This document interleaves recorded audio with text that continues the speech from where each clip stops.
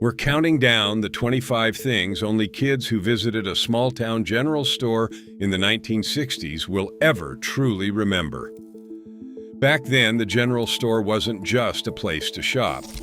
It was the beating heart of Main Street, where a penny in your pocket made you rich, and the screen door announced every arrival with a slam. From the glass candy case that ruled a child's imagination to the pot-bellied stove, where old men argued over checkers, each entry pulls you straight back to scuffed wooden floors and the smell of oiled boards and pickle brine. Expect forgotten treasures, prices that sound made up, and the kind of small-town magic that quietly disappeared when the highway carried everyone off to the new shopping center. Which memory tops the list? Let's begin our countdown with number 25. Number 25.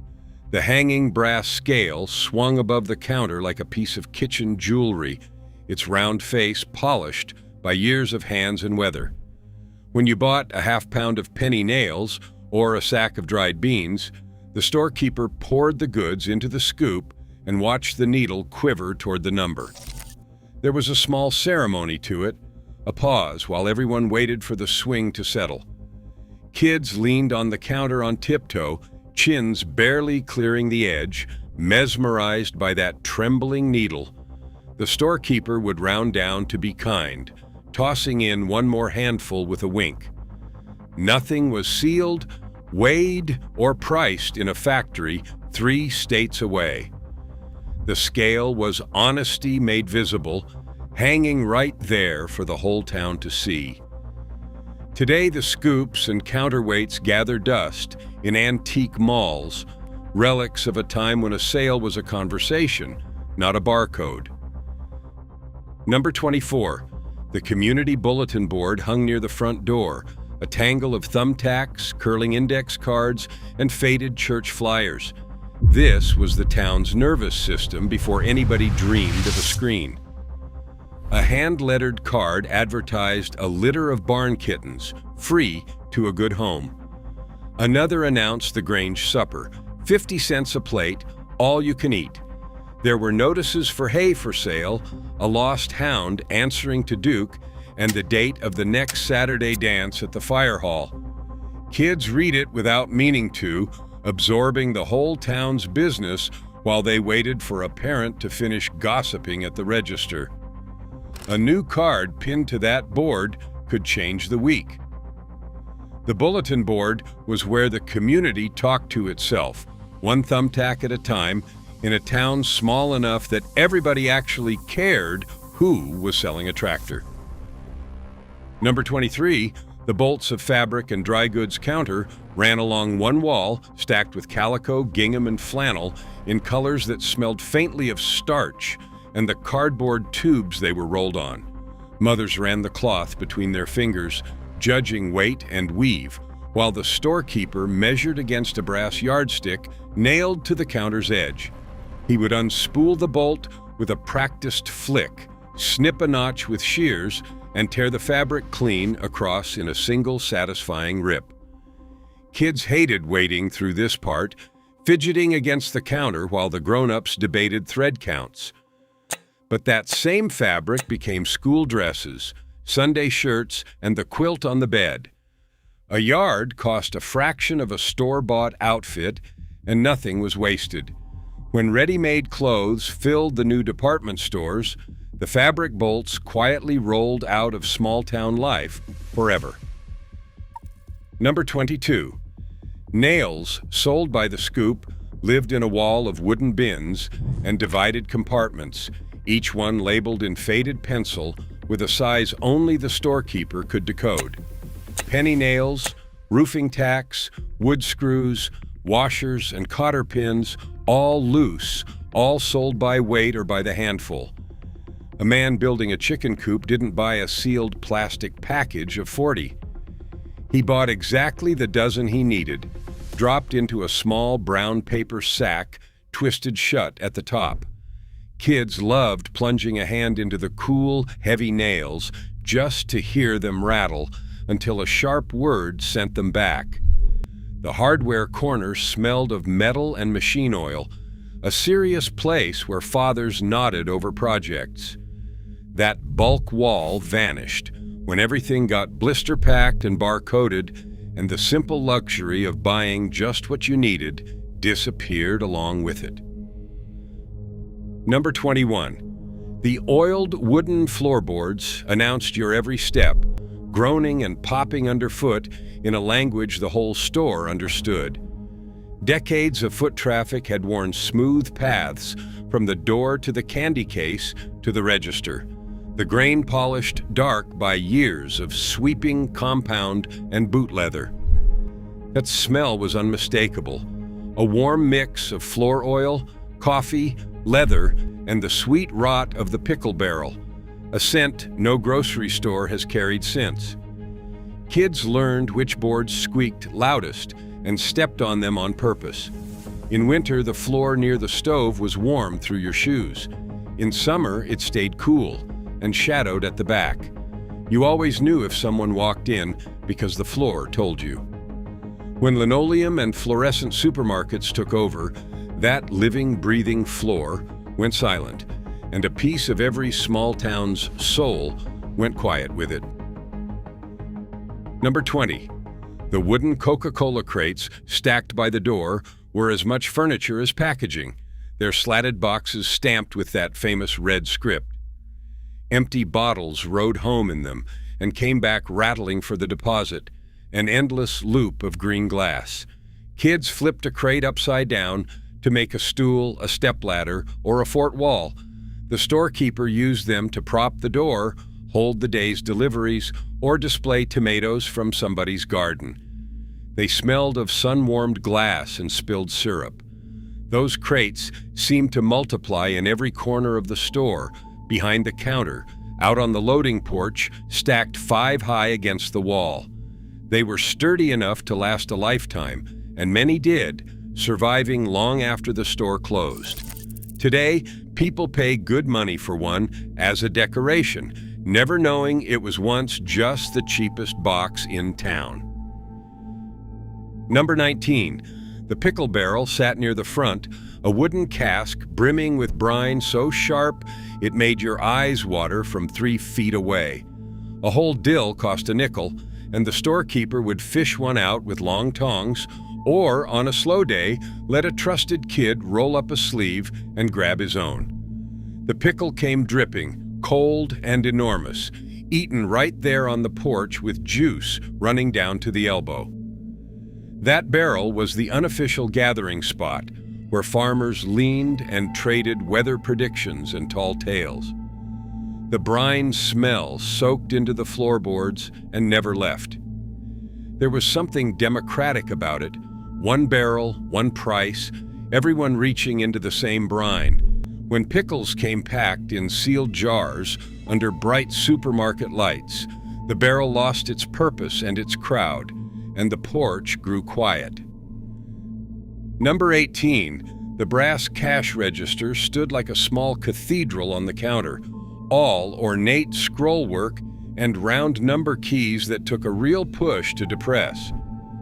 When the storekeeper rang up a sale, the keys clacked, a bell chimed bright and clear, and the heavy drawer flew open with a ka-ching that meant business was being done. Kids loved that sound, the official music of a transaction. Inside, the drawer held neat rows of coins and worn dollar bills, the day's small fortune. There was no tape, no receipt, no screen, just the storekeeper's head doing the math and the bell confirming it. That register might have served 3 generations of the same family, its brass rubbed gold by countless hands. When electric registers and then computers took over, that satisfying chime fell silent, replaced by the flat beep of a scanner that nobody ever loved. Number 17. The store credit ledger lived under the counter, a fat book where the storekeeper wrote down what each family owed in his careful, slanting hand. Times were tight, and cash did not always show up before payday or harvest. So you said the words every farm kid knew by heart, put it on our account, and the goods went into the sack on faith. Settling up came at the end of the month, or when the crop sold, or when work picked up. The whole arrangement ran on trust, the storekeeper knowing every family by name and circumstance, carrying them through the lean weeks without a word of judgment.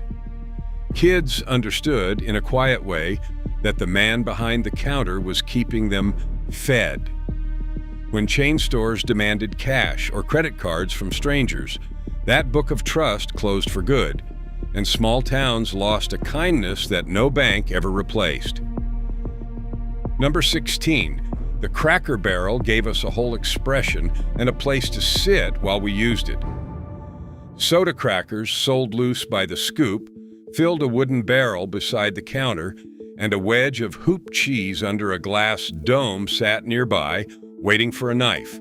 A man could buy a few crackers and a slice of cheese for pocket change and make himself a meal right there, perched on a nail keg, talking politics and weather with whoever wandered in. Kids hovered at the edge of these conversations, sneaking a cracker when allowed, learning how grown men disagreed without coming to blows. The barrel was the social engine of the store, the original place to shoot the breeze. When everything got individually wrapped and the loitering stopped being welcome, the Cracker Barrel emptied out, taking the easy fellowship of small-town men along with it. Number 15. The post office window tucked into the back corner made the general store the true center of town. A wall of little brass mailbox doors with combination dials gleamed beside a caged window where the postmaster, often the storekeeper's wife, sorted letters and sold stamps for a few cents. Everybody came in for the mail, which meant everybody came in, which meant the store never lacked for customers or conversation. Kids loved spinning the tiny combination dial on the family box, the thrill of the door swinging open to reveal a catalog or a letter from a faraway cousin. The mail and the merchandise lived under one roof, two reasons to visit folded into one daily trip. When Postal Service consolidated into standalone buildings, the store lost its captive crowd, and many a small-town shop never survived losing that little brass window in the back. Number 14. The penny gumball machine stood by the door at exactly kid height, a glass globe full of jewel-bright spheres that gleamed like treasure. You dropped your penny, turned the stiff chrome knob with both hands, and held your breath while a gumball clattered down the chute. The color was pure luck, and a red one felt like winning the lottery. Some machines gave a tiny prize, a plastic ring or a fortune card, raising the stakes to almost unbearable. That single penny bought a full minute of suspense and an hour of chewing. Kids saved up just for the turn of that knob, the mechanical thunk of the gumball dropping into a waiting palm. It was the cheapest thrill in the whole store, and maybe the purest.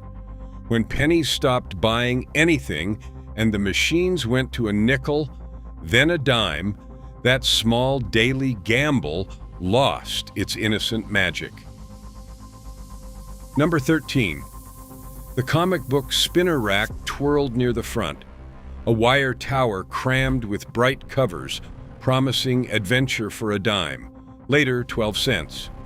Superman, Archie, the war books, and the monster titles all rode that squeaky carousel, and spinning it slowly to survey the whole selection was a ritual unto itself.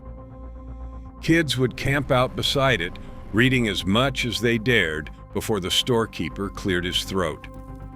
The agony of choosing just one when 12 cents was the entire budget was real and total. You memorized which issues you couldn't afford, hoping they'd still be there next week. That rack was a doorway to 1,000 worlds, parked between the bread and the motor oil.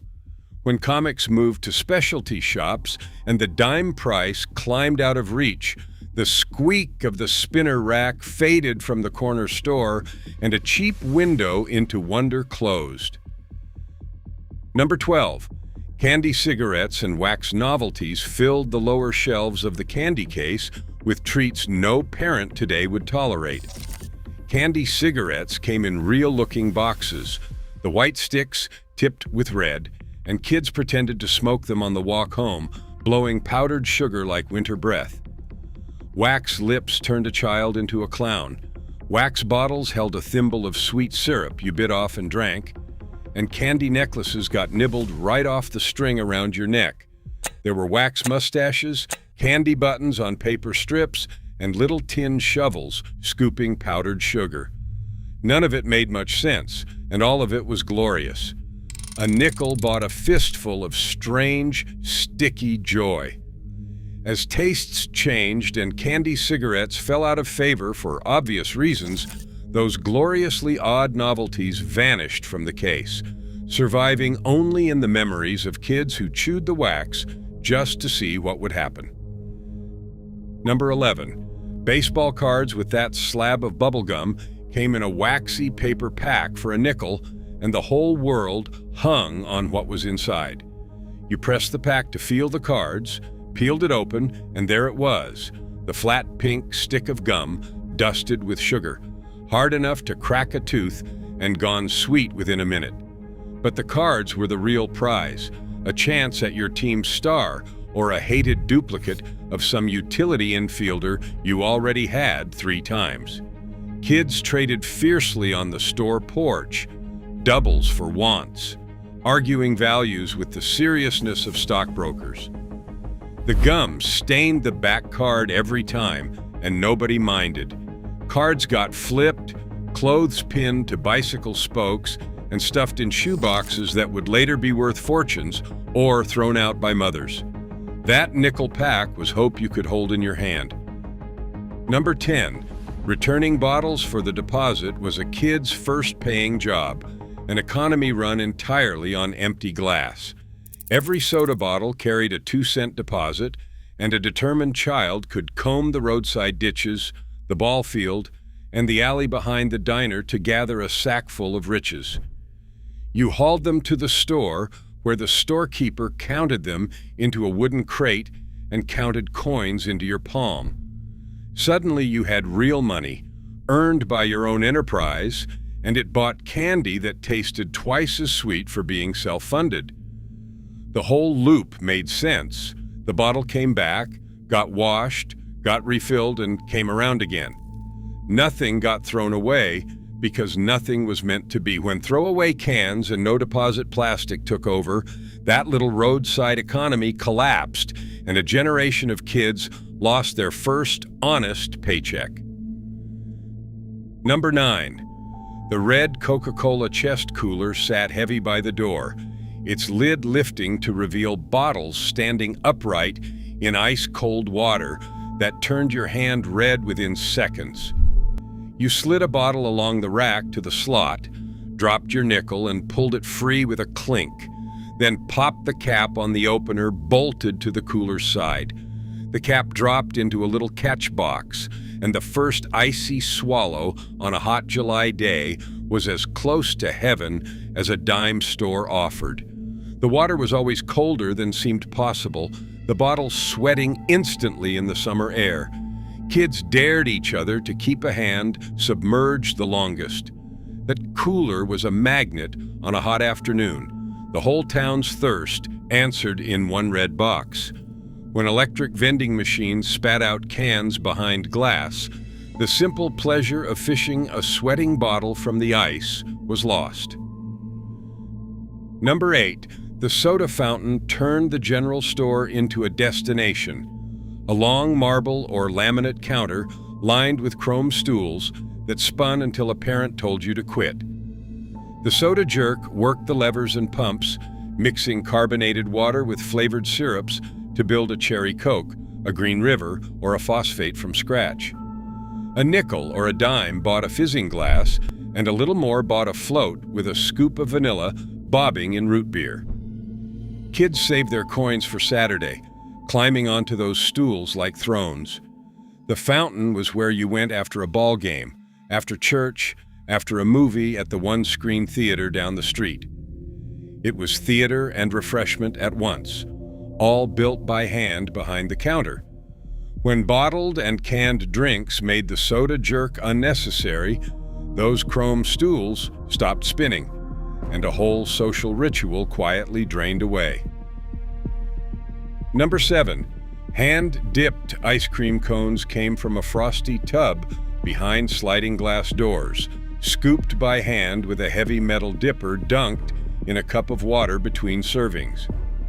A single scoop on a sugar cone cost a nickel, maybe a dime for two, and the flavors were honest: vanilla, chocolate, strawberry, and whatever the dairy delivered that week. The storekeeper leaned hard into the tub to carve out a perfect ball, and a generous one could earn a kid's lifelong loyalty. You ate it fast on the walk home, racing the sun as it dripped down the cone and over your knuckles. There was no soft serve, no 20 flavors, no sprinkles bar, just a cold scoop on a hot day, simple and complete. When standalone ice cream parlors and freezer aisles took over, the general store's frosty tub melted out of memory. Number 6, the Novelty freezer chest. Hummed in the corner, its sliding metal lid frosted white, and lifting it released a cloud of cold fog that hid the treasures below.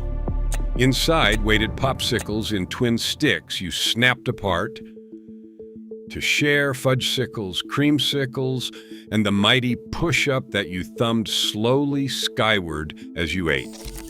Drumsticks crunched with peanuts and ice cream sandwiches stuck wonderfully to your fingers. Each cost a nickel or a dime, and choosing was an agony of riches with your whole arm plunged into the freezing fog. Kids hung over the edge of that chest until their cheeks went numb, debating between the orange push-up and the chocolate-coated bar. The cold rolling off it felt like a small miracle in the heat of a country summer. When supermarket freezer aisles offered 100 choices, the magic of that one humming chest by the door cooled and faded. Number 5, nickel candy bars filled the rack by the register, full-sized and gloriously cheap. Names a kid could recite like a prayer. A nickel, sometimes just a few pennies, bought a real chocolate bar, a wax-wrapped taffy log, or a sack of caramels. The bars were bigger then, and the price never seemed to climb, so a quarter made you a millionaire at the counter. Kids agonized over the choice, weighing chocolate against chewy, lasting power against pure pleasure. You learned to make a candy bar last the whole walk home, taking the smallest bites possible. That rack was positioned at perfect eye level on purpose, a final temptation while a parent paid. The storekeeper knew every kid's favorite and sometimes slipped an extra piece into the bag. When the nickel bar climbed to a dime, then a quarter, then shrank in size, a sweet certainty of childhood quietly disappeared. Number 4, the pot-bellied stove anchored the back of the store in winter, glowing cherry red and crackling with split wood or coal, and around it gathered the old men of the town. They pulled up nail kegs and ladder-back chairs, played checkers on a board worn pale, and held forth on crops, weather, and the doings of distant relatives. The heat pulled everyone toward it on a January morning, and the smell of wood smoke mixed with coffee and pipe tobacco. Kids edged in to thaw frozen fingers and listened to stories that grew taller every winter. The checkers games could last for hours and end in friendly outrage.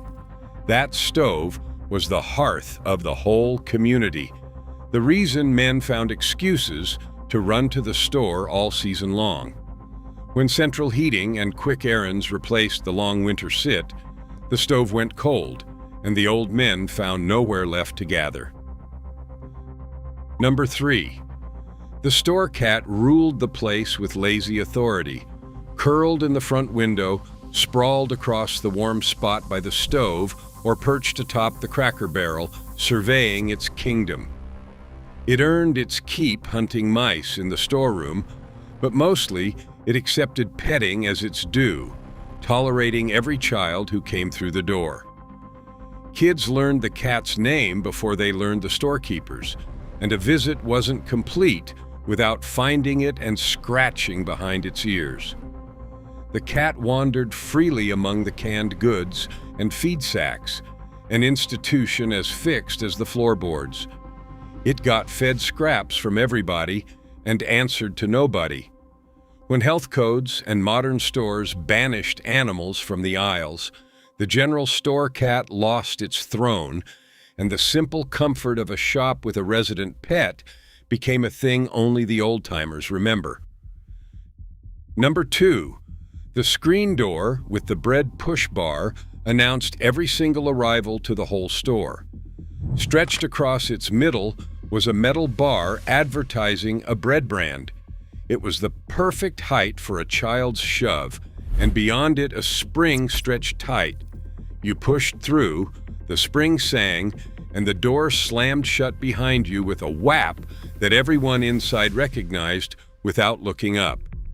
In summer, that door let the breeze in and kept most of the flies out, the screen warm and dusty under your palm. Kids loved letting it bang, drawing a holler from behind the counter every time. That sound was the soundtrack of a small-town childhood, the percussion of the whole Main Street day. When air conditioning sealed stores up tight behind silent, automatic glass, the slap of the screen door fell quiet, and with it went the friendly racket that told a town it was open for business. And finally, in first place, the penny candy counter crowned every general store as the undisputed paradise of childhood. Behind a long glass case sat a kingdom of treasures, each priced for a penny or two, and the storekeeper waited with the patience of a saint while a child made the most important decision of the day. There were Mary Janes, root beer barrels, licorice whips, squirrel nut zippers, Tootsie Rolls, Jawbreakers, and bins of bright sweets a kid could buy one at a time. You pointed through the glass, the storekeeper dropped each choice into a tiny brown paper bag, and a nickel built a feast that felt endless. The agony and the glory were in the choosing, stretching every cent across as many pieces as possible. That counter taught a generation how to count, how to save, and how to savor. Nothing in any modern store has ever replaced the pure, breathless wonder of a child with a penny pressed to that glass case, choosing. Across all 25 memories, from the trembling brass scale to the glass candy case at the very top, these vanished pieces of the small-town general store tell the story of a slower, smaller, friendlier America, one where the storekeeper knew your name, a penny bought a thrill, and the screen door slammed a welcome to every kid on Main Street. If you remember the smell of those oiled floors and the bang of that door, drop a comment and tell me which one took you right back.